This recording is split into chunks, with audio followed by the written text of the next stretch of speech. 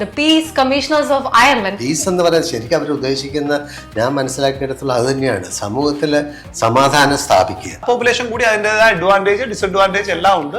ഈ രാജ്യം എന്ത് നമ്മളോട് ആവശ്യപ്പെടുന്നു ആ കാര്യം ചെയ്യാൻ വേണ്ടിയിട്ടാവണം നമ്മുടെ മുഖ്യമായിട്ടുള്ള ലക്ഷ്യം. നമുക്ക് എത്ര പേഴ്സണൽ ബന്ധമുണ്ടെങ്കിലും ആ ആള് അവിടെ വരണം, ഒറിജിനൽ ഡോക്യുമെന്റ് കൊണ്ടുവരണം. അയർലൻഡുമായിട്ട് ഇന്റഗ്രേറ്റ് ആവുക, ഇൻക്ലൂസീവ് ഒരു കമ്മ്യൂണിറ്റി ആയിട്ട് നമ്മൾ വർക്ക് ചെയ്യുക. എനിക്ക് തോന്നുന്നത് ഒരുപക്ഷെ നാട്ടിലുള്ളതിനേക്കാട്ടിലും ആൾക്കാർ ഇവിടെ സപ്പോർട്ട് ചെയ്യുന്നുണ്ട് എല്ലാ കാര്യത്തിലും. ഏത് സമയത്തും സമീപിക്കാം. പിന്നെ ഇതിന് പ്രത്യേകിച്ച് ഓഫീസ് ടൈമൊന്നുമില്ല. അതാണ് ഏറ്റവും ഒരു സന്തോഷം എന്ന് പറഞ്ഞു കഴിഞ്ഞാൽ നമ്മൾ റീച്ച് എവരി വൺസ് ലൈഫ്.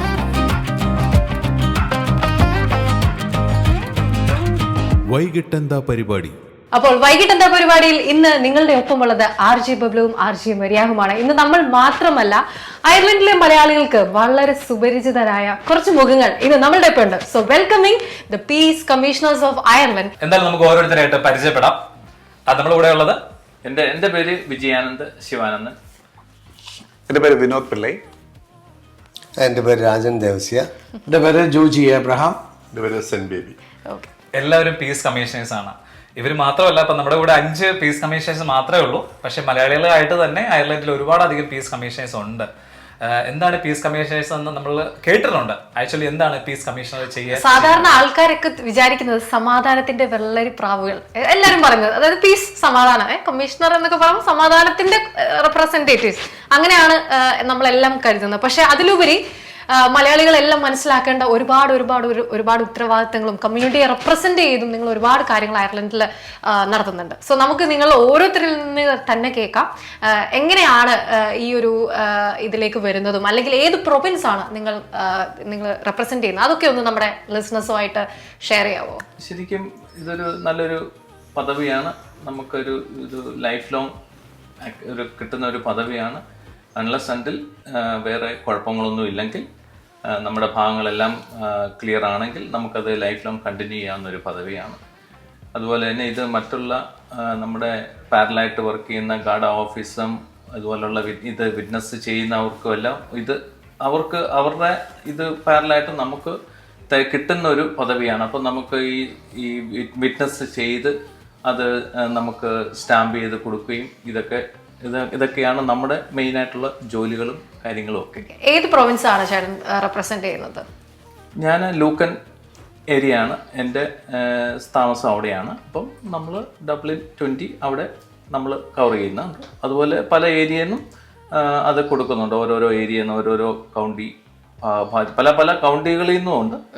നമ്മുടെ മലയാളികളായിട്ടുള്ള പീസ് കമ്മീഷണേഴ്സ് പല കൗണ്ടികളിൽ നിന്നും ഉണ്ട്. ഇപ്പോൾ ഒരു ഡബ്ലിനിൽ നമുക്ക് എത്ര പീസ് കമ്മീഷണർ ഉണ്ട്? ഒരാൾ മാത്രമേ ഉണ്ടാവുള്ളൂ? അത് ഒരുപാടധികം പീസ് കമ്മീഷണേഴ്സ് അവിടെ ഉണ്ടാവും?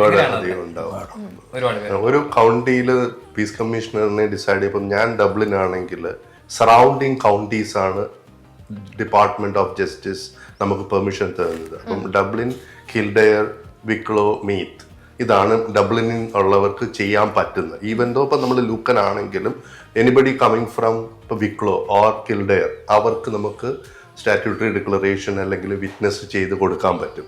അപ്പൊ കിൽഡെയറിലുള്ള ഒരാൾക്കാണെങ്കിൽ വെസ്റ്റ് മീത്ത്, അപ്പൊ അത് അവരുടെ സറൗണ്ടിങ് കൗണ്ടി ആയിരിക്കും. അങ്ങനെയാണ് അത് വരുന്നത്. ഇതൊരു ഡിപ്പാർട്ട്മെന്റ് ഓഫ് ജസ്റ്റിസ് ഇത് ചെയ്യുന്ന ഒരു ഓണററി പൊസിഷനാണ്. ദർ ഈസ് നോ റെമ്യൂണറേഷൻ, അങ്ങനൊന്നുമില്ല. കമ്മ്യൂണിറ്റി കണക്റ്റഡ് ആയിട്ട് വർക്ക് ചെയ്യുന്ന ആൾക്കാർക്ക് കൊടുക്കുന്ന ഒരു പൊസിഷനാണ് അത്. ഇതുപോലെ ഇപ്പം വിജയ് പറഞ്ഞതുപോലെ തന്നെ ഇതൊരു ലൈഫ് ലോങ് പൊസിഷനാണ്. Unless and until if you involved in any kind of financial or any kind of crime, then they are able to take you out from that position. അതാണ് എൻ്റെ ഒരു. ഓക്കെ, ഏകദേശം 5000-ഓളം പീസ് കമ്മീഷണർമാർ അയർലൻഡിലുടനീളമുണ്ട്. പല കമ്മ്യൂണിറ്റിയിൽ നിന്ന് representation ഉണ്ട്. So Shri Joji Abraham, എങ്ങനെയാണ് താങ്കൾ ഈ ഒരു പദവിയിലേക്ക് എത്തുന്നതും? ഈ കഴിഞ്ഞ 10-20 വർഷങ്ങളായിട്ട് അയർലൻഡിലെ മലയാളികൾക്ക് വളരെ സുപരിചിതനാണ് താങ്കൾ. സോ എങ്ങനെയാണ് ഈ ഒരു റോളിലേക്ക് എത്തുന്നതും, അതൊക്കെ ഒന്ന് നമ്മുടെ ലിസണേഴ്സിനോട് ഷെയർ ചെയ്യാമോ? കഴിഞ്ഞൊരു വർഷമാണ് എനിക്ക്, കഴിഞ്ഞൊരു വർഷത്തിൻ്റെ ആദ്യ സമയങ്ങളിലാണ് എനിക്ക് ഈ പദവി കിട്ടുന്നത്. അത് ഞാനിതിനെ കാണുന്നത് ലാഭേച്ഛയില്ലാതെ, പ്രതിഫലേച്ഛയില്ലാതെ ചെയ്യുന്ന ഒരു പ്രവർത്തനമായിരുന്നു. ഞാൻ സിറ്റി വെസ്റ്റിലാണ് താമസിക്കുന്നത്. ധാരാളം ആളുകൾ ഈ സംബന്ധിച്ച് എന്നെ ബന്ധപ്പെടുന്നൊരു വ്യക്തിയാണ്. ഒരു ദിവസമെങ്കിലും എനിക്ക് ഒരു 2 പേരെങ്കിലും മിനിമം എനിക്ക് കാണും. ചില സമയങ്ങളിൽ നമ്മൾ തിരക്കാവുമ്പോൾ നമുക്ക് ബുദ്ധിമുട്ടായിരിക്കും. ഇപ്പം സ്റ്റാറ്റ്യൂട്ടറി ഫോംസ് ഉണ്ട്, പിള്ളേരുടെ ഈ സ്റ്റുഡൻസ് ചില ഇതിന് വരുന്നുണ്ട്, പിന്നെ നാച്ചുറലൈസേഷനുമായി ബന്ധപ്പെട്ട് ചില ആളുകൾ ഒപ്പിടാൻ വരുന്നുണ്ട്. ഇതെല്ലാം വളരെ നമ്മൾ ശ്രദ്ധിച്ച് വളരെ സൂക്ഷ്മതയോടുകൂടി ചെയ്യേണ്ട ഒരു ഇതാണ്. എങ്ങനെയാണ് നിങ്ങളെ കോണ്ടാക്ട് ചെയ്യുന്നത്? ഞാൻ മനസ്സിലാക്കിയെടുത്തോളം നമ്മൾ ഈ ഏതെങ്കിലും ആവശ്യത്തിന് വേണ്ടിയിട്ട് നമ്മൾ ഗാഡ സ്റ്റേഷനിൽ ചെല്ലുമ്പോൾ ഗാഡയ്ക്ക് അവർക്കൊരു ലിസ്റ്റുണ്ട്. ഈ പീസ് കമ്മീഷണേഴ്സിൻ്റെ എല്ലാവരുടെയും ലിസ്റ്റ് അവരുടെ കയ്യിലുണ്ട്. അപ്പം ഞാൻ ബ്ലാഞ്ച് ടൗണിൽ താമസിക്കുന്ന ആ പ്രദേശത്തുള്ള പീസ് കമ്മീഷണേഴ്സ് ആരൊക്കെയാണ് എന്നുള്ളത് ഗാഡയ്ക്ക് അറിയാം. അപ്പോൾ അവർക്ക് ഈ വരുന്ന ആളിനെ അങ്ങോട്ടേക്ക് ഡയറക്റ്റ് ചെയ്യാം. പിന്നെ എൻ്റെ പേര് രാജൻ ദേവസി, എൻ്റെ ഡീറ്റെയിൽസ് എല്ലാം അവരുടെ കയ്യിലുണ്ട്, എൻ്റെ ഇമെയിൽ അഡ്രസ്സുണ്ട്, എൻ്റെ കോൺടാക്റ്റ് നമ്പേഴ്സ് ഉണ്ട്. അപ്പം അവർക്ക് നമ്മളെ നേരിട്ട് വിളിക്കാൻ പറ്റും. ഈ ഏത് കാര്യം സാധിക്കാനായിട്ടാണോ ആ കാര്യം സാധിക്കാൻ വേണ്ടിയിട്ട് അവർ പ്രയർ അപ്പോയിൻമെൻ്റ് എടുത്തിട്ടായിരിക്കും നമ്മുടെ അടുത്തേക്ക് വരുന്നത്. അപ്പോൾ അവർ നമ്മളെ കോൺടാക്ട് ചെയ്യാനായിട്ട് വലിയ ബുദ്ധിമുട്ടില്ല. പിന്നെ ലോക്കൽ കമ്മ്യൂണിറ്റിക്ക് വേണ്ടിയിട്ടാണ് പ്രധാനമായിട്ട് എല്ലാ പീസ് കമ്മീഷണേഴ്സും നിലകൊള്ളുന്നത്. ഇപ്പം മലയാളി കമ്മ്യൂണിറ്റി ആർക്ക് വേണമെങ്കിലും നമ്മളെ സമീപിക്കാൻ കേട്ടോ. അങ്ങനെ ലോക്കൽ എന്ന് പറഞ്ഞാൽ ഞാൻ ഉദ്ദേശിക്കുന്ന മലയാളികൾ മാത്രമല്ല, ഇന്ത്യൻസ് ആയിട്ടുള്ളവരും മറ്റ് ഏത് രാജ്യക്കാരാണെങ്കിലും ഗാഡ ഗാഡ അവർക്ക് പരിചയപ്പെടുത്തി കൊടുക്കുമ്പോൾ അവർ നമ്മളിലേക്ക് കോണ്ടാക്ട് ചെയ്ത് വരികയാണ് ചെയ്യുന്നത്. പിന്നെ നേരത്തെ ഈ പീസ് കമ്മീഷണർ എന്ന ആ ഒരു വാക്കിന് ഒരു വിലയുണ്ട്. ഈ പീസ് എന്ന് പറയുന്നത് ശരിക്കും അവർ ഉദ്ദേശിക്കുന്ന, ഞാൻ മനസ്സിലാക്കിയെടുത്തുള്ള അത് തന്നെയാണ്, സമൂഹത്തിൽ സമാധാനം സ്ഥാപിക്കുക. നമ്മളെക്കുറിച്ച് നമ്മൾ തന്നെയാണ് പറയേണ്ടത്. നമ്മൾ ഏത് തരത്തിലുള്ള ഒരു മനുഷ്യനാണെന്ന് ആളുകൾക്ക് ബോധ്യപ്പെടണം. നമ്മൾ സമൂഹത്തിൽ ഒരു തോന്നിയാസിയാണെന്നുള്ള രീതിയിൽ ജീവിക്കുന്നവർക്ക് ഒരുപക്ഷെ ഈ സ്ഥാനം കിട്ടിയെന്ന് വരത്തില്ല. നമുക്ക് ഞാൻ ഏറ്റവും പുതുതായിട്ട് പീസ് കമ്മീഷൻ ആയ ആൾ 2 ആഴ്ചയാൾ എനിക്ക് അതിൻ്റെ ഒരു സർട്ടിഫിക്കറ്റ് കിട്ടിയിട്ട്. അപ്പം നമ്മുടെ സമൂഹത്തിലുള്ള സ്ഥാനം എന്താണെന്നുള്ള ഇതിനു മുമ്പ് തന്നെ അവർ പരിശോധിച്ചിട്ടുണ്ട്. ഇതിനു മുമ്പ് തന്നെ നമ്മൾ അപ്ലൈ ചെയ്തതിന് ശേഷം അപ്ലൈ ചെയ്യുമ്പോഴത്തെ നമ്മുടെ ഒരു പ്രൊഫൈൽ അവർക്ക് കൊടുക്കുന്നുണ്ട്. ഗാഡയ്ക്ക് അല്ലെങ്കിൽ പീസ് കമ്മീഷൻ്റെ നമ്മുടെ ജസ്റ്റിസ് മിനിസ്റ്ററുടെ ഓഫീസിലേക്ക് നമ്മൾ കൊടുക്കുന്നുണ്ട്. നമ്മളെ തന്നെ പരിചയപ്പെടുത്തുകയാണ്. നമ്മൾ ഈ സമൂഹത്തിൽ എന്ത് ചെയ്തുകൊണ്ടിരിക്കുന്നു, എന്താണ് എൻ്റെ ബാക്ക്ഗ്രൗണ്ട്, ഞാൻ എത്ര കാലമായിട്ട് ഇവിടെ വരുന്നു, എത്ര കാലമായിട്ട് ഞാൻ വർക്ക് ചെയ്യുന്നു, ഏത് വർക്ക് ചെയ്യുന്നു, എന്തായിരുന്നു നമ്മുടെ ആകെയുള്ള ഒരു പ്രൊഫൈല്, നമ്മളെക്കുറിച്ച് നമ്മുടെ സൊസൈറ്റിക്ക് ഇടയിലുള്ള നമ്മുടെ സ്ഥാനം നമ്മൾ വിവരിച്ചു കൊടുക്കുകയാണ് ചെയ്യുന്നത്. അപ്പോൾ നമ്മളൊരു മോശം മനുഷ്യനായിട്ട് ഇവിടെ ജീവിക്കുകയാണെങ്കിൽ തീർച്ചയായിട്ടും ഗാഡയുടെ അന്വേഷണത്തിലാണ് നമ്മൾ തള്ളിപ്പോകും. പിന്നെ ഞാൻ ഏറ്റവും കൂടുതൽ എനിക്ക് അഭിമാനം തോന്നുന്ന ഒരു കാര്യം എന്ന് പറയുന്നത്, ഈ രാജ്യം നമ്മളെ അംഗീകരിക്കുന്നു എന്നുള്ളതാണ്.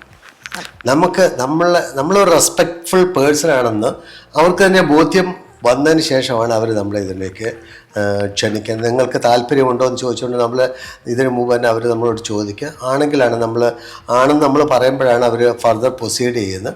അതിനുശേഷം വീണ്ടും ഗാഡ നമ്മളെ 1-2 വട്ടം ഇതിനിടയ്ക്ക് ഗാഡ വിളിക്കും കേട്ടോ. എന്നിട്ട് നമ്മളെക്കുറിച്ചുള്ള എല്ലാ വിവരങ്ങളും അവർക്ക് ബോധ്യപ്പെട്ടതിന് ശേഷമാണ് ഈ ഒരു സ്ഥാനം നമുക്ക് തരുന്നത്. ഇത് നമ്മളെ കേൾക്കുന്നവരെ ശ്രദ്ധിക്കേണ്ട ഒരു കാര്യം, നിങ്ങൾ നേരിട്ട് വരണം. ആർക്ക് വേണ്ടിയിട്ടാണെങ്കിലും അവർ നേരിട്ട്, ഒരു കുട്ടിയാണെങ്കിൽ കുട്ടിക്ക് വേണ്ടിയിട്ട് അവരുടെ അപ്പനും അമ്മയും നമ്മളെ സമീപിക്കണം. ഒറിജിനൽ ഡോക്യുമെന്റ്സുമായിട്ട് വരണം. എന്നെ ഇതുപോലെ തന്നെ എനിക്ക് അറിയാവുന്ന ഒരു ഗാർഡ് ഓഫീസറാണ് എന്നെ അപ്രോച്ച് ചെയ്തത്. എന്നോട് ഒരു മീറ്റിംഗിൽ എന്നോട് സംസാരിച്ചപ്പോൾ പറഞ്ഞു, നിങ്ങൾക്ക് എന്തുകൊണ്ട് ഈ ഒരു പൊസിഷനിലേക്ക് വന്നുകൂടാന്ന് ചോദിച്ചു. ഞാൻ ഇതുപോലെ ഒന്നെങ്കിൽ നമുക്ക് സ്വന്തമായിട്ട് അപ്ലൈ ചെയ്യാം, ഇല്ലെങ്കിൽ മറ്റൊരാൾക്ക് നമ്മളെ റെക്കമെൻഡ് ചെയ്യാം. ഇങ്ങനെ പല ഓപ്ഷൻസ് ഉണ്ട്. ഇത് പീസ് കമ്മീഷണർ വെബ്സൈറ്റിൽ ഇതിൻ്റെ എങ്ങനെയാണ് അപ്ലൈ ചെയ്യേണ്ടത് ഇതിൻ്റെ എല്ലാം ഉണ്ട്. അപ്പോൾ എന്നോട് ചോദിച്ചു, ഞാൻ നിങ്ങളെ റെക്കമെൻഡ് ചെയ്യട്ടെ എന്ന് ചോദിച്ചു. അപ്പം ഞാൻ പിന്നെ ഇതിനെപ്പറ്റി ആദ്യത്തെ ദിവസം എനിക്കിതിനെപ്പറ്റി വലിയ ഐഡിയ ഇല്ലാഞ്ഞുകൊണ്ട് ഞാൻ പറഞ്ഞു, ഞാനൊന്ന് പഠിച്ചിട്ട് പറയാമെന്ന് പറഞ്ഞു. അപ്പം അതിനെപ്പറ്റി ഞാനൊന്ന് വായിച്ചു നോക്കി കഴിഞ്ഞപ്പോൾ ഞാൻ പറഞ്ഞു ശരി, കാരണം ഓൾറെഡി അപ്പോൾ അവരെന്നോട് പറഞ്ഞു, നിങ്ങൾ ഓൾറെഡി കമ്മ്യൂണിറ്റി ആയിട്ട് കണക്റ്റഡ് ആയിട്ട് നിൽക്കുന്ന ഒരാളാണ്, കമ്മ്യൂണിറ്റിയുടെ ഒത്തിരി കാര്യങ്ങൾ നമ്മൾ കാണാറുണ്ട്, നിങ്ങൾ പല കാര്യങ്ങളിലും ഞങ്ങളെ അപ്രോച്ച് ചെയ്യാറുണ്ട്, so why don't you do this. അങ്ങനെയാണ് ഞാൻ ഇതിലേക്ക് ഇൻവോൾവ് ആയത്. അതുപോലെ തന്നെ ഇപ്പം മുമ്പേ പറഞ്ഞ പോലെ തന്നെ ഗാർഡ് ഓഫീസിൽ നിന്ന് റെഫറൻസ് വരാറുണ്ട്. ഇപ്പം കഴിഞ്ഞ ദിവസം എനിക്ക് നമ്മളുടെ തന്നെ ഇവിടുത്തെ ട്രാൻസ്പോർട്ട് മിനിസ്റ്ററുടെ വേറൊരു കാര്യമായിട്ട് നമ്മൾ കോൺടാക്ട് ചെയ്ത് സംസാരിച്ചുകൊണ്ടിരുന്നു. അപ്പോഴത്തേക്ക് പുള്ളി എനിക്ക് മെയിൽ അയച്ചു. ഇതുപോലെ തന്നെ ഒരു കാര്യത്തിൽ നമ്മൾ ക്രിസ്മസ് പ്രോഗ്രാമിൻ്റെ കാര്യങ്ങൾക്ക് ഇൻവൈറ്റ് ചെയ്യാൻ വിളിച്ചതാണ്. അന്നേരം പുള്ളി എന്നോട് പറഞ്ഞു, ഞാൻ പേര് കണ്ടായിരുന്നു ഇതുപോലെ തന്നെ. അപ്പോൾ അങ്ങനെയാണെങ്കിൽ ഞാൻ ഒഫീഷ്യൽ നിങ്ങളുടെ എന്തെങ്കിലും ഇമെയിൽ ID ഉണ്ടോ, അതോ ഏത് ഇമെയിൽ ID ആണ് എന്നെ അപ്രോച്ച് ചെയ്യുന്നവരെ ഞാൻ നിങ്ങളെ കോൺടാക്ട് ചെയ്യാനായിട്ട് കൊടുക്കണ്ടേ? അപ്പോൾ അങ്ങനെ നമുക്ക് പല രീതിയിലുള്ള റെഫറൻസ് ആണ് വരുന്നത്. എനിക്കിപ്പം കുറച്ച് പേര് ഐറിഷുകാർ വന്നു, ബ്രിട്ടീഷുകാർ വന്നു, പോളിഷ് വന്നു, പലരും പല കാര്യങ്ങൾക്കായിട്ടാണ് നമ്മളെ കോൺടാക്ട് ചെയ്യുന്നത്. സോ അങ്ങനെ ഇത് എനിക്ക് തോന്നുന്നു ഇതുപോലെ റെസ്പെക്റ്റീവ് ഓഫ് നമ്മളുടെ ഇതല്ല, എല്ലാ കൾച്ചറിലുള്ളവരും എല്ലാ നാഷണാലിറ്റീസും നമ്മളെ കോണ്ടാക്ട് ചെയ്യുന്നുണ്ട്. അതൊരു നല്ലൊരു അപ്രീസിയേഷൻ ആണെന്നാണ് എനിക്ക് തോന്നുന്നത്. നമ്മുടെ കമ്മ്യൂണിറ്റിക്ക് ആണെന്നല്ല, എല്ലാ കമ്മ്യൂണിറ്റിക്കും ഇവിടുത്തെ ഗവൺമെന്റ് കൊടുക്കുന്ന ഒരു അപ്രീസിയേഷൻ ആണത്. അങ്ങനെ ഒരാളെ അക്സെപ്റ്റ് ചെയ്യുക, അപ്രീഷിയേറ്റ് ചെയ്യുക, അങ്ങനെ ഒരു പൊസിഷൻ ഓഫർ ചെയ്യുക എന്നുള്ളത്. ജോചേട്ടൻ പറഞ്ഞു പ്രതിഫലേച്ഛയില്ലാത്ത ഒരു പ്രോഗ്രാമാണ്, അല്ല ഒരു പരിപാടിയാണ് ഈ നമ്മൾ ചെയ്തുകൊണ്ടിരിക്കുന്നത്. പക്ഷെങ്കിൽ ആസ് എ ഹ്യൂമൻ ബീയിങ് ഇങ്ങനെയൊക്കെ നമ്മുടെ കമ്മ്യൂണിറ്റിക്ക് വേണ്ടി ഈ ഒരു സർവീസ് ചെയ്യുമ്പോൾ എന്താണ് മനസ്സിൽ ഫീൽ ചെയ്യാറുള്ളത്? മലയാളികളുടെ കമ്മ്യൂണിറ്റിക്ക് വേണ്ടി ഇങ്ങനത്തെ സർവീസിന് വളരെ പ്രൗഡ് ഉണ്ട്. അതുപോലെ it's make a lot of meanings. Particularly ഇവിടെ നമ്മൾ നേരത്തെ പറഞ്ഞ പോലെ ഒരുപാട് ആൾക്കാർ പുതിയതായിട്ട് വരുന്നവരുണ്ട്. അവർക്ക് നമ്മൾക്കൊരു ലീഗൽ അഡ്വൈസ് കൊടുക്കാനുള്ള റോള് നമ്മൾക്കില്ല, പക്ഷേ എങ്കിൽ ഇൻഫർമേഷൻസ്, അതുപോലെ അവർക്ക് വേണ്ടുന്ന സപ്പോർട്ടുകൾ, ഇങ്ങനെയുള്ള ഡോക്യുമെന്റ് വിറ്റ്നസ് ചെയ്യുക, സ്റ്റാറ്റ്യൂട്ടറി ഡോക്യുമെന്റ്സ് സൈൻ ചെയ്ത് കൊടുക്കാൻ പറ്റുക, അവർക്ക് ഇൻഫർമേഷൻസ് കൊടുക്കാൻ പറ്റുക എന്ന് പറയുന്നത് ഒരു വലിയ കാര്യം തന്നെയാണ്. അപ്പോൾ വിനോദ് പറഞ്ഞതുപോലെ ഞാൻ ഇത് 2 തരത്തിലാണ് പീസ് കമ്മീഷണേഴ്സിന് ഇതിനകത്ത്. ഒന്നുകിൽ വോളണ്ടറി ആയിട്ട് നമുക്കിതിന് ആപ്ലിക്കേഷൻ കൊടുക്കാം, it's based on your community activity, അല്ലെങ്കിൽ ആർക്കെങ്കിലും നമ്മളെ റെക്കമെൻഡ് ചെയ്യാം. എൻ്റെ ഇതും ഒരു കോയിൻസിഡൻസ് ആയിരുന്നു. 2019 may be I am the first Malayali become a peace commissioner. അതൊരു കോയിൻസിഡൻസ് ആണ്. ഒരു വീട്ടിൽ 3 പീസ് കമ്മീഷണേഴ്സ് ഉണ്ടായിരുന്നു, ഐറിഷുകാർ. അതിലെ ഒരു ഐറിഷുകാരി എൻ്റെ വളരെ ക്ലോസ് ഫ്രണ്ടാണ്, ഷീസ് എ കൗൺസിലർ. പുള്ളിക്കാരി എൻ്റെ പേര് നോമിനേറ്റ് ചെയ്തിട്ട് ഒരു ഫംഗ്ഷനിൽ എന്നോട് പറയുകയാണ്, സെന്നിൻ്റെ പേര് ഞാൻ പീസ് കമ്മീഷണർ എന്ന് കൊടുത്തു. I was shocked. അപ്പോൾ എനിക്കൊരിച്ചിരി ഐ വാസ് നോട്ട് ഷുവർ എന്താണിതെന്ന് എനിക്ക് വ്യക്തമില്ല. ഞാൻ വീട്ടിൽ പോയിട്ട് തന്നെ ഞാൻ ഇതിനെപ്പറ്റി റിസർച്ച് ചെയ്തു. പുള്ളിക്കാരി എന്നെ വീട്ടിൽ വിളിച്ചു, വീട്ടിൽ ഫോണിൽ വിളിച്ചിട്ട് ചോദിച്ചു, സെൻ അത് കുഴപ്പമാണ്, normally Irish people don't do it. അപ്പം ഞാൻ കുഴപ്പമില്ല, പക്ഷെ എനിക്ക് തന്നെ അറിയില്ല. അപ്പൊ അങ്ങനെയാണ് ഒരു കോയിൻസിഡൻസിലാണ് പുള്ളിക്കാരി എൻ്റെ പേര്. പക്ഷെ അതിൽ റീസൺ ഉണ്ട്. ഞങ്ങൾ ഒരുപാട് വർഷങ്ങളായിട്ട് 2010 മുതൽ ലോക്കലിൽ അതുപോലെ ആക്റ്റീവായിട്ട് കമ്മ്യൂണിറ്റിയിൽ ഇൻക്ലൂസീവ് ആയിട്ട് ഒത്തിരി കാര്യങ്ങൾ ഞങ്ങൾ വർക്ക് ചെയ്തിട്ടുണ്ട്. പണ്ട് വന്ന സമയത്തുള്ള കമ്മ്യൂണിറ്റിയും 2025-26 ആവുമ്പോൾ ഉള്ള നമ്മളുടെ മലയാളി കമ്മ്യൂണിറ്റിയും അയർലൻഡ് മൊത്തത്തിൽ തന്നെ ഒരുപാട് മാറ്റങ്ങളുണ്ട്. സോ എങ്ങനെയായിരുന്നു ഇവിടുത്തെ പണ്ടത്തെ ഒരു കമ്മ്യൂണിറ്റി അല്ലെങ്കിൽ ഒരു ആഘോഷങ്ങൾ എങ്ങനെയായിരുന്നു? ഇപ്പം അതെങ്ങനെയായി നമ്മൾ നിൽക്കുന്നു? എങ്ങനെയാണ് നിങ്ങൾ ഒരു പരിപാടിയൊക്കെ ഉണ്ടെങ്കിൽ എങ്ങനെയാണ് നമ്മുടെ കമ്മ്യൂണിറ്റിയൊക്കെ അറിഞ്ഞുകൊണ്ടിരുന്നത്? നമ്മുടെ ലിസണേഴ്സിനോടൊന്ന് ഷെയർ ചെയ്യാമോ? ഓക്കെ, അന്നൊക്കെ എന്ന് പറഞ്ഞു കഴിഞ്ഞാൽ നമ്മൾ വളരെ കുറച്ച് പേരേ ഉള്ളൂ. പക്ഷെ ഈ ഉള്ളവരെല്ലാവരും തമ്മിൽ നല്ല ഒരു മാനസിക അടുപ്പമുണ്ട്. എവിടെ കണ്ടാലും ഒരു മലയാളി അല്ലെങ്കിൽ ഒരു ഇന്ത്യൻ, അങ്ങനെ ഒരാളെ എവിടെ കണ്ടാലും നമ്മൾ അങ്ങോട്ട് പോയി ഒന്നെങ്കിൽ സംസാരിക്കും, ചിരിക്കും, സംസാരിക്കുന്നു. പെട്ടെന്ന് ചിലപ്പോൾ അന്ന് വൈകിട്ട് തന്നെ അവർ വീട്ടിൽ വരും. വീട്ടിൽ വന്ന് നമ്മൾ ഫുഡ് ഉണ്ടാക്കി കഴിക്കുന്നു, അല്ലെങ്കിൽ അവർ അങ്ങോട്ട് വിളിക്കുന്നു. ആ ഒരു അറ്റാച്ച്മെന്റ് ഉണ്ടായിരുന്നു. പക്ഷെ ഇപ്പൊ അങ്ങനല്ല. ഇപ്പൊ കണ്ടു കഴിഞ്ഞാൽ മലയാളി ഇപ്പുറത്ത് കാണാം, അല്ലെ ഇന്ത്യൻ നമ്മളിവിടെ കണ്ടു കഴിഞ്ഞാൽ നമ്മൾ അങ്ങോട്ട് തിരിഞ്ഞു നോക്കി പോകുന്ന ആ ഒരു രീതിയാണ് കണ്ടു വരുന്നത്. മാസങ്ങളെടുക്കും പരിചയപ്പെടും. ഒന്നും ഈവൻ സെയിം എസ്റ്റേറ്റിലുള്ളവരെ ഇപ്പം വർഷങ്ങൾ അറിയാത്തവരെ പലരെയും കണ്ടിട്ടുണ്ട്. അങ്ങനെയൊക്കെ ഉണ്ട്. അപ്പം ഇപ്പം ഉള്ളതും അതും തമ്മിലുള്ള മെയിൻ വ്യത്യാസം അത് തന്നെയാണ്.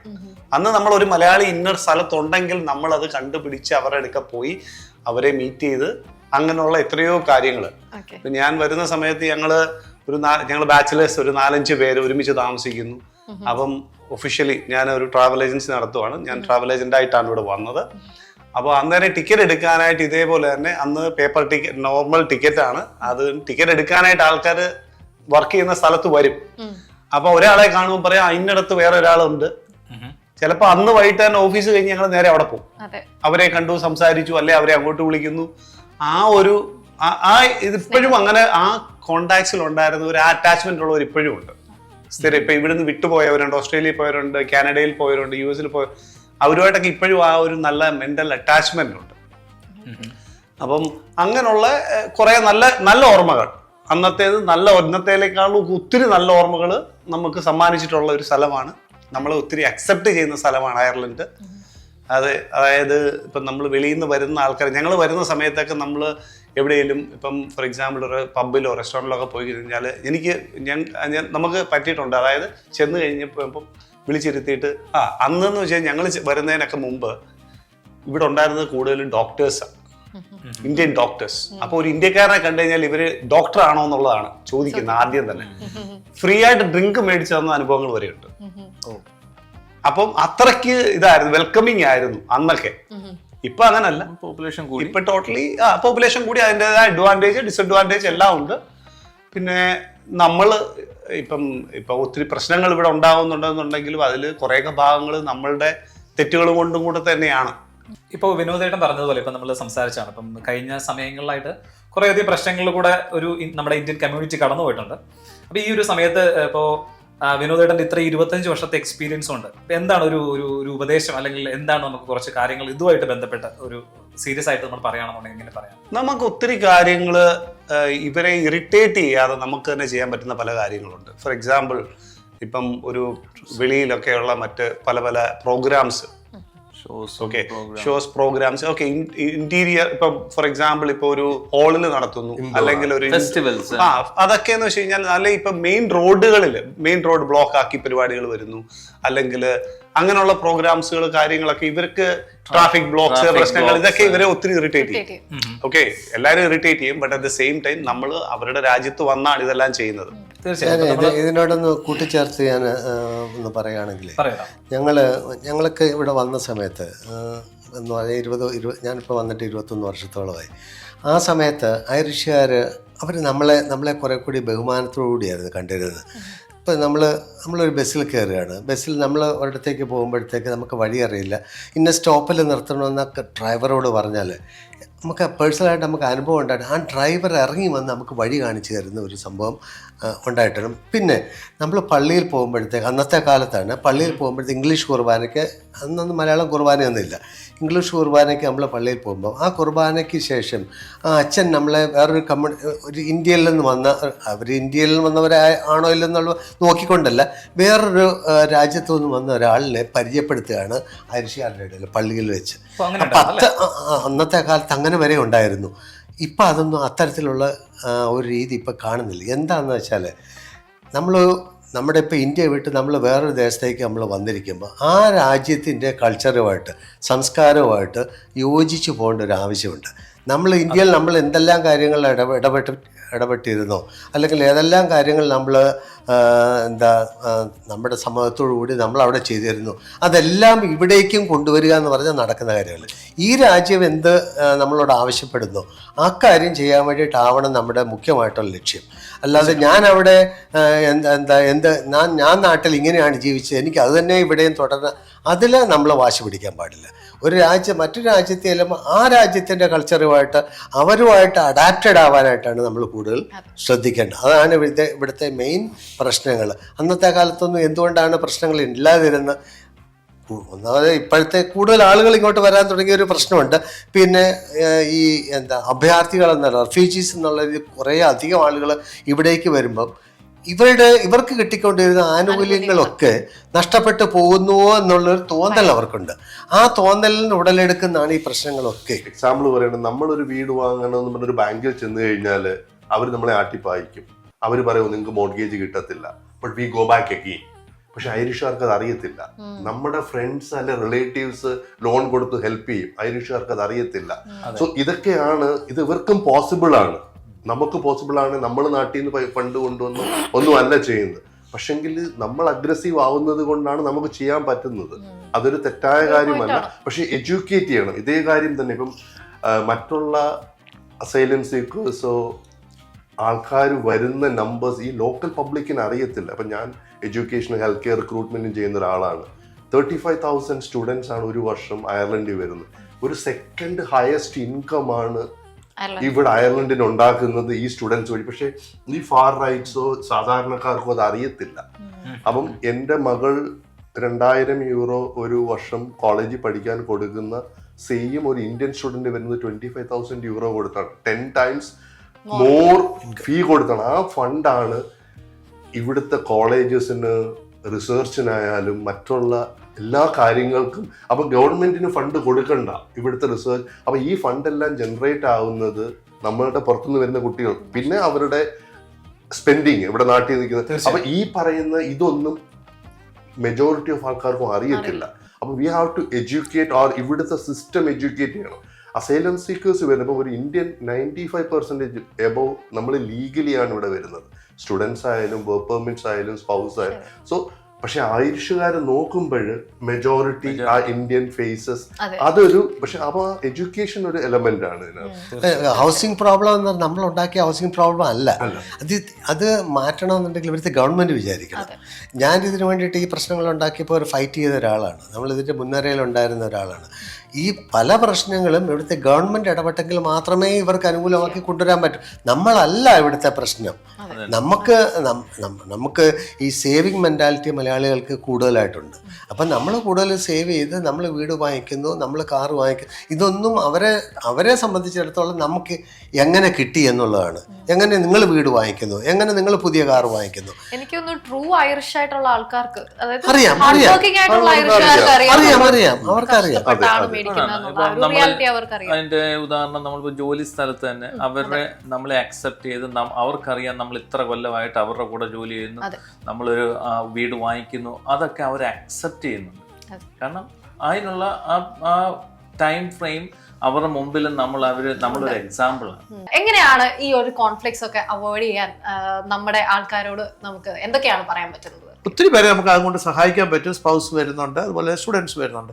അവരുടെ ആവശ്യങ്ങൾ ഇപ്പോൾ വിറ്റ്നസ് ചെയ്യാം, സ്റ്റാറ്റുട്ടറി ഫോംസ് ഒക്കെ വരുന്നുണ്ട്. അതെല്ലാം നമ്മൾ അവർക്ക് ചെയ്യും. ഒറ്റ കാര്യം മാത്രം ശ്രദ്ധിക്കുക. നമുക്ക് ഇപ്പം പറയുമ്പോൾ നമ്മൾ ഒറിജിനൽ ഡോക്യുമെൻ്റ് നമ്മുടെ മുമ്പിൽ കൊണ്ടുവരിക. ആർക്കാണോ വേണ്ടത് അവർ തന്നെ വരണം. ഇപ്പം ഒരു കുഞ്ഞിൻ്റെ ഒരു ഇതാണെങ്കിൽ ആ കുഞ്ഞും മാതാപിതാക്കളും കൂടെ വരണം. നമുക്ക് എത്ര പേഴ്സണൽ ബന്ധമുണ്ടെങ്കിലും ആ ആള് അവിടെ വരണം, ഒറിജിനൽ ഡോക്യുമെന്റ് കൊണ്ടുവരണം. Physical presence. കറക്റ്റ്. അപ്പം അവരുടെ ഫിസിക്കൽ പ്രസൻറ്റ് ഉണ്ടെങ്കിൽ മാത്രമേ നമ്മൾ ചെയ്ത് കൊടുക്കത്തുള്ളൂ. അതിനകത്ത് ഇനിയും ഇപ്പോൾ ഒന്നുകൂടെ പറയുന്നു, ഇതിനൊരു പണവും ഇല്ല. അവര് എത്ര പരിചയക്കാരാന്ന് പറഞ്ഞാലും ഇയാള് നമ്മുടെ മുമ്പിൽ വന്നെങ്കിൽ മാത്രമേ നമ്മൾ സൈൻ ചെയ്യത്തുള്ളൂ. പിന്നെ ഇവിടുത്തെ ഒരു മുമ്പേ പറഞ്ഞ പോലെ നമ്മൾ ഒത്തിരി ആളുകൾ വന്നാലും നമ്മൾ ഇപ്പം എല്ലാം ജോലിക്കാരാണ്. അവരൊക്കെ നമ്മളോട് ചിലപ്പോൾ 8:30 കഴിഞ്ഞ് ഡ്യൂട്ടി കഴിഞ്ഞിട്ടൊക്കെ നമ്മളോടൊക്കെ വിളിക്കാറുണ്ട്, ഞങ്ങളൊന്ന് വന്നോട്ടെ, സമയമില്ല, വൈകിട്ട് വരുമോ എന്നൊക്കെ ചോദിക്കാം. അപ്പം നമുക്ക് പറ്റുന്നതാണെങ്കിൽ നമുക്കത് ചെയ്തു കൊടുക്കണം. കാരണം അവർക്ക് അവരുടെ സഹായിക്കാൻ പറ്റുന്നെങ്കിൽ നമ്മളെ കൊണ്ടൊരു സിഗ്നേച്ചർ ആയിരിക്കും അവർ ആഗ്രഹിക്കുന്നത്. അത് അവരെ കൊണ്ട് ഒത്തിരി ഇതുണ്ട്. അപ്പോൾ എൻ്റെ അനുഭവത്തിൽ തന്നെ എനിക്ക് ഒത്തിരി ഉണ്ട്. ഞാനൊരു പ്രാവശ്യം ഒരാളെ വീട്ടിൽ അവരുടെ ഹോസ്പിറ്റലിൽ പോയി എനിക്ക് സൈൻ ചെയ്ത് കൊടുക്കേണ്ട ഒരു അവസ്ഥ ഉണ്ടായിട്ടുണ്ട്. ഞാനൊരു കംപ്ലൈൻറ്റിൽ ഒരു പ്രാവശ്യം ചെയ്ത് കൊടുക്കേണ്ടി വന്നു. അവരുടെ കുട്ടിയെ കയറി വരണമെങ്കിൽ ആ പേരൻസിന് ഇവിടുന്ന് അവർ എയർപോർട്ടിൽ നിന്നുകൊണ്ടാണ് ഇത് ചെയ്തത്, കൊച്ചിയിൽ. അപ്പം ഞാൻ അവസാനം ഒരു നിവൃത്തിയും ഇല്ലാഞ്ഞിട്ട് അവർക്ക് വരാനും വയ്യ, അവർ ഡ്യൂട്ടിയിലുമാണ് എന്നെ വിളിക്കുന്നത്. ഞാൻ വീട്ടിൽ നിന്ന് അവിടെ പോയി ചെയ്തു കൊടുക്കേണ്ട ഒരു അവസ്ഥ. സീലും ഒക്കെ ആയിട്ട് ഞാൻ അവിടെ ചെന്ന് അവർക്ക് അത് ചെയ്തു കൊടുത്തു. അപ്പം നമ്മളെ കൊണ്ട് ചെയ്തു കൊടുക്കാൻ, നമ്മളെ കൊണ്ട് ഒരു വാക്ക് കൊണ്ടോ നമ്മളെ പ്രവൃത്തി കൊണ്ടോ ഒരു ഒപ്പ് കൊണ്ടോ ആരെങ്കിലും സഹായിക്കാൻ പറ്റുന്നുണ്ടെങ്കിൽ ജീവിതത്തിൽ ഏറ്റവും വലിയൊരു ഞാൻ അതിലൊക്കെ ഒരു വലിയ സന്തോഷം കണ്ടെത്തുന്ന ഒരു മനുഷ്യനായ. ഇത് തന്നെയല്ല, ഞാൻ ഇവിടെ പല രംഗങ്ങളിൽ ഇടപെടുന്ന ഒരു വ്യക്തിയാണ്. അപ്പോൾ അതുകൊണ്ട് എന്നെ സംബന്ധിച്ച് അതൊരു വലിയ അനുഭവമാണ്, അത് വലിയ സന്തോഷമാണ് എനിക്ക്. അതുകൊണ്ട് എനിക്ക് പറയാനുള്ളത് ഇതാണ്, നമുക്ക് കിട്ടുന്ന അവസരങ്ങൾ നമ്മൾ മറ്റുള്ളവനെ സഹായിക്കുവാൻ, അവനെ കരുതുവാൻ, അവൻ്റെ സങ്കടത്തിൽ, ദുഃഖത്തിൽ, അവൻ്റെ സന്തോഷത്തിൽ നമ്മളായിരിക്കുക. ഇതാണ് എനിക്ക് പറയാനുള്ളത്. അതെ, എനിക്ക് പറയാനുള്ളത് നമ്മളുടെ പുതുതായിട്ട് വരുന്ന സ്റ്റുഡൻസ് ആയാലും നമ്മൾ ഇവിടുത്തെ അയർലൻഡുമായിട്ട് ഇൻ്റഗ്രേറ്റ് ആവുക, ഇൻക്ലൂസീവ് ഒരു കമ്മ്യൂണിറ്റി ആയിട്ട് നമ്മൾ വർക്ക് ചെയ്യുക എന്നുള്ളതാണ് മെയിനായിട്ട് നമ്മൾ ശ്രദ്ധിക്കേണ്ടത്. അയർലൻഡ് വെൽക്കമിങ് കൺട്രിയാണ്. നമുക്ക് ബിസിനസ് ചെയ്യാനായാലും ജോലിക്കായാലും they want Indian people. If you look at the work permits, half of the people are Malayalis. നമ്മുടെ ഇന്ത്യൻസ് ആണ് ഇവിടെ വരുന്നത്. അപ്പം ഇവിടെ ഉള്ള ആൾക്കാരല്ലേ ഇവിടുത്തെ കൾച്ചറുമായിട്ട് മിങ്കിളായിട്ട് പോവാന്നുള്ളതാണ് എനിക്ക് പറയാനുള്ളത്. മലയാളികളുടെ ഇടയ്ക്ക് ഒരുപാട് മരണങ്ങൾ കൂടി വരുന്നുണ്ട്. ഒരുപാട് വേദനാജനകമായ ഒരു കാര്യമാണ്.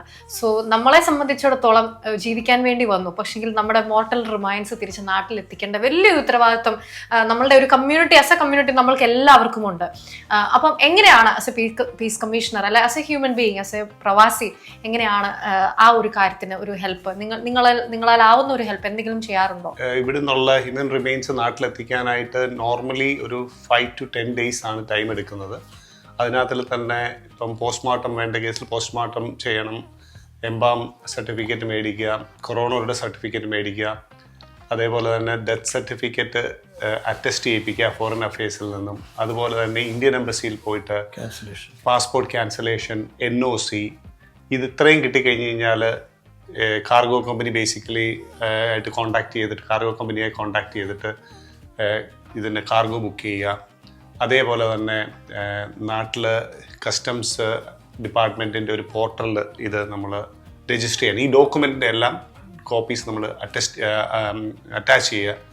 അത് ചെയ്ത് കഴിഞ്ഞ് കഴിഞ്ഞാൽ അവിടുന്ന് അപ്രൂവൽ കിട്ടും, ഓക്കെ ടു ബോർഡ് മെസ്സേജ് കിട്ടും. അത്രയും കഴിഞ്ഞ് കഴിഞ്ഞാൽ ഇവിടെ നിന്നുള്ള ബോഡി നാട്ടിലേക്ക് എത്തിക്കാൻ പറ്റത്തുള്ളൂ.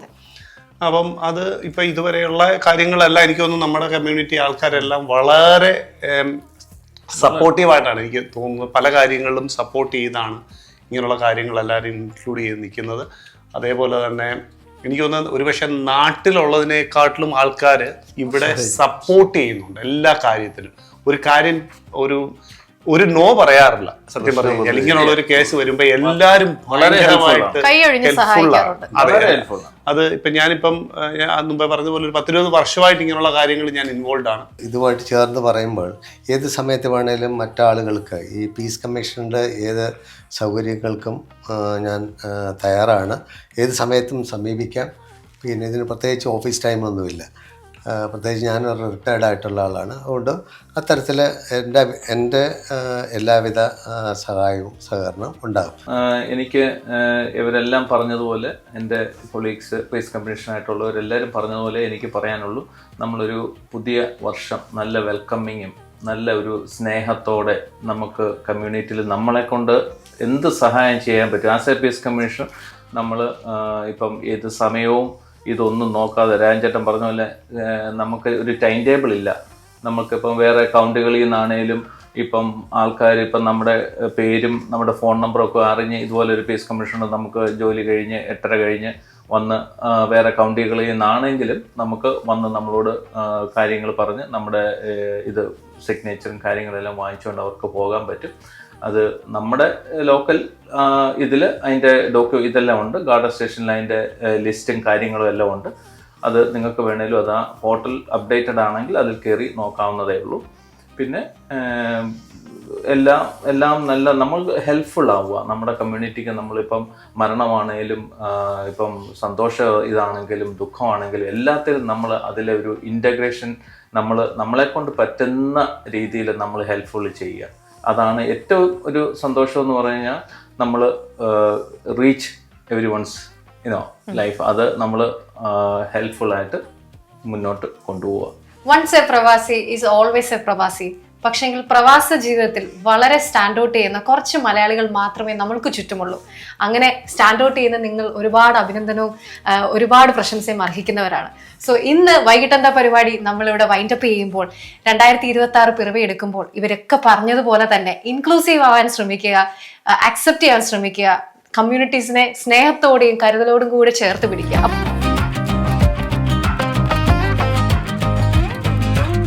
വൈകിട്ടെന്താ പരിപാടി.